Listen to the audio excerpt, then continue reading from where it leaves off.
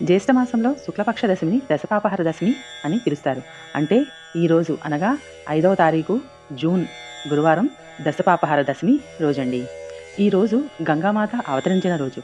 శాస్త్రవీతంగా కొన్ని విధులను పాటిస్తూ పండుగను జరుపుకోవడం వల్ల 10 రకాలైన పాపాలు అంటే దశపాపాలు తొలగిపోతాయి అని అంటారు. కనుక ఈ రోజు దశపాపహర దశమిగా ప్రసిద్ధి పొందింది. గంగానది ఆవిర్భవించిన రోజు కనుక ఉత్తరాదిన గంగా దసరా గంగోత్సవంగా పిలుస్తారు. గంగాదేవి ఆరాధనకు ఇది ప్రీతిపాత్రమైన రోజు. గంగాదేవి మహాత్మ్యాన్ని గురించి స్కాంద పురాణంలో సహా పలు పురాణాల్లో వర్ణించడం జరిగింది. వనవాసానికి వెళ్తూ సీతాదేవి గంగను పూజించి తిరిగి వచ్చాక గంగోత్సవం జరుగుతానని మొక్కుకున్నట్లు రామాయణ కథ.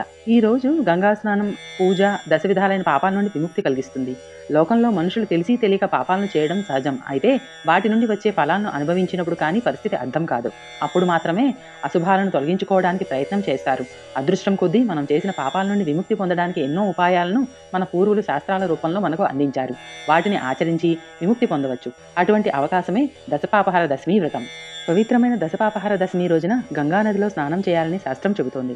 అది కూడా శివుని నివాస స్థానమైన కాశీక్షేత్రంలోని దశాశ్వమేధ ఘాట్లో చేస్తే విశేషమైన ఫలితాన్ని ఇస్తుందని పేర్కొంటోంది.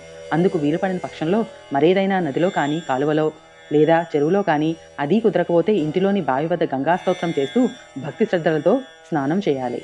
దశపాపహర వ్రతం చేయడానికి వీలు కాని వారు గంగామాత ద్వాదశనామాలు అంటే నందిని, నళిని, సీత, మాలిని, మహాపగ, విష్ణుపాదాబ్జ సంభూత, గంగా, త్రిపథగామిని, భాగీరథి, భోగవతి, జాహ్నవి, త్రిదశేశ్వరి అనే 12 నామాలను తలుచుకుంటూ అందుబాటులో ఉన్న జలవనరుల్లో మునకలు వేస్తే గంగానదీ స్నానాన్ని, వ్రతాన్ని నిర్వహించగా ప్రాప్తించే ఫలాన్ని సమానమైన ఫలం పొందుతారని శాస్త్రం చెబుతోంది.